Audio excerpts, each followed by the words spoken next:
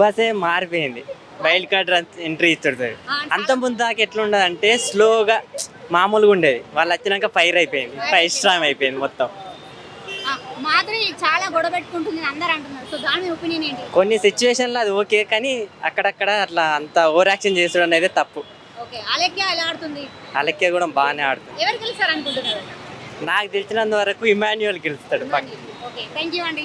కూడా చాలా మంది వచ్చారు. దాంట్లో రమ్య అనే ఆవిడను ఇంకో ఆవిడ తనుజకి టార్గెట్ చేస్తున్నారు. దివాల మాధురి. ఆమె ఇంకో ఆవిడ ఉంటుంది, ఆమె పేరు కూడా తెలియదు. కొంచెం ముగ్గురు టార్గెట్ చేస్తున్నారు, కానీ ఆమె గేమ్ బాగానే ఆడుతుంది, అన్నిట్లో ఫాస్టే ఉంది. తనుజ. శెట్టి అన్న కూడా బాగానే ఆడతాడు, బట్ ఏంటంటే కొంచెం అటు ఇటు అన్నట్టు ఉన్నారు. ఇతనేంటి ఇంకో అన్న ఉంటాడు, బ్లాక్ హిమాలయన్ అన్న కూడా